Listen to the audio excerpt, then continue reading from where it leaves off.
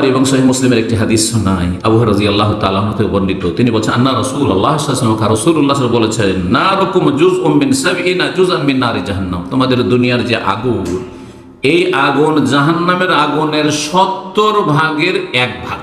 এই কথাটি আগে এমনি মৌখিক বলছিলাম, হাতে নাতে হাদিসটি শুনেন।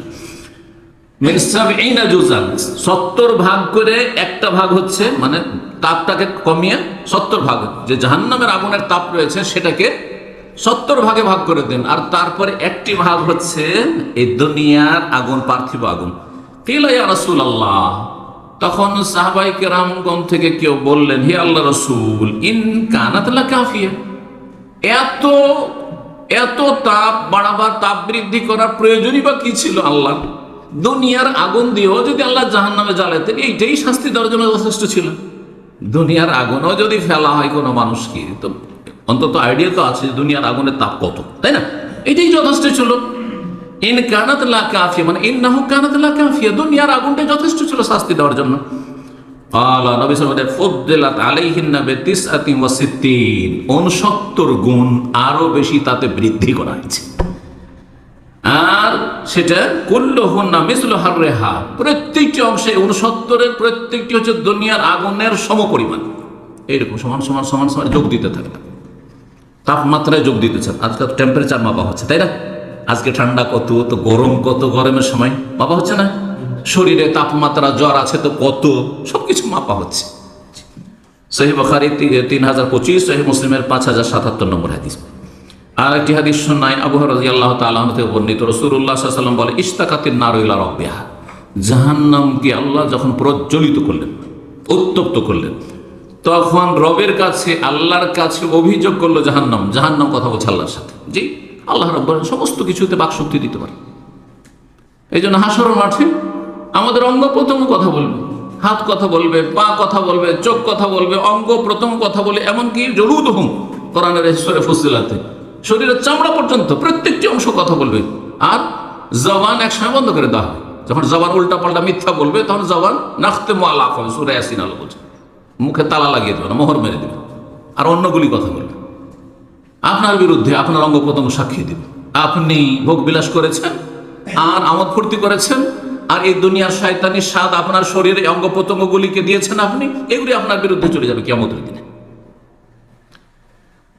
রবের কাছে জাহান্নামের আগুন কমপ্লেন, অভিযোগ করলো, বললো, ফাকালাতে রব্বে, হে রব, আকালা বাজি বাজান, আর বরদাস্ত করতে পারছে না, আমার একটি অংশ আর একটি অংশকে মনে হয় খেয়ে ফেলছে। আকালা বাজি বাজান, একটি অংশ আর একটি অংশকে মনে হচ্ছে গ্রাস করে ফেলছে, আর বরদাস্ত করতে পারছে না এই তাপ। সুবহানাল্লাহ, জাহান্নাম আগুন, আগুন বলছে আর বরদাস্ত হচ্ছে না। ফাযিন আল্লাহ বে নাফাসাইন, তখন আল্লাহ বলে, ঠিক আছে, তো তোর তাপটাকে একটু হালকা করার জন্য দুটো শ্বাস নেওয়ার অনুমতি দিলাম, শ্বাস নেওয়ার ক্ষমতা দিলাম, দুটো শ্বাস নিলাম। নাফাসিন ফিস শীতা, একটা শীতকালের শ্বাস, ও নাফাসিন ফিস সাইফ, একটি হচ্ছে গ্রীষ্মকালের শ্বাস। গ্রীষ্মকালের শ্বাসে যখন ছাড়ে মানুষ, দেখেন, একটা হচ্ছে শ্বাস টানছেন ভিতর, একটা ছাড়ছে। জাহান্নাম যদি ভিতর থেকে শ্বাসটা ছাড়ে, তাহলে কি হবে? গরম বাড়বে না? গরম বেড়ে যায়, তাহলে এটা গ্রীষ্মকাল। আর যদি টানে, তাহলে দুনিয়াতে কি হয়ে যাবে? ঠান্ডা পড়ে যাবে। আসাদ্দু মা তাজিদুনা মিনাল হাররি, এই জন্যই গ্রীষ্মকালে, গরমের দিনে তোমরা প্রচন্ড গরম তরঙ্গ অনুভব করে থাকো। ও আসাদ্দু মা তাজিদুনা মিনাজ জামহারি, আর প্রচন্ড ঠান্ডা যে অনুভব করে থাকো শীতকালে, সেটা জামহারির একটি স্তর রয়েছে জাহান্নামে, যেটি ঠান্ডা ঠান্ডা ঠান্ডা দিয়ে শাস্তি দেওয়া হবে। এই ধরনের হাদিসগুলি প্রমাণ করে ওলামারা বলেছেন যে জাহান্নামে 2 রকমের শাস্তি আছে, প্রচন্ড গরম দিয়ে শাস্তি, আগুনের তাপ দিয়ে শাস্তি, আর প্রচন্ড ঠান্ডা দিয়ে শাস্তি। এটা বোঝার জন্য বলি, আমরা নর্মাল স্বাভাবিক অবস্থায় বসে আছি, সুতরাং আমরা এখানে কমফোর্টেবল অবস্থায় আছি, তাই না? কমফোর্ট ফিল করছি, অনুভব করছি, মানে আরামে, শরীরটা আরাম লাগছে, লাগছে না? লাগছে না? যতটা লাগে শরীরকে ততটা, ঠিক কিনা? যদি আগুনে দেওয়া হয় তাহলে কষ্ট বুঝতে পারছেন, এটা তো বুঝতে পারছেন।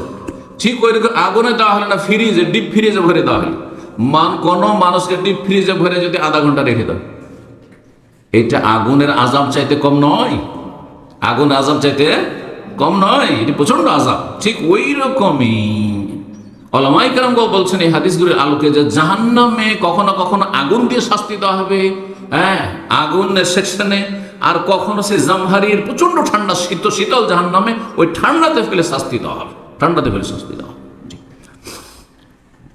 সহিহ বুখারী 3020 আর সহিহ মুসলিমের 977 নম্বর হাদিস। এটি ছিল আমাদের জাহান্নাম সম্পর্কে একটি পয়েন্টের আলোচনা। ধারাবাহিক আমরা আলোচনা করছি, দুটো আলোচনাতে 3টি পয়েন্ট করেছিলাম, আর আজকে 4 নম্বর পয়েন্ট বললাম জাহান্নামের কিছু বিবরণ।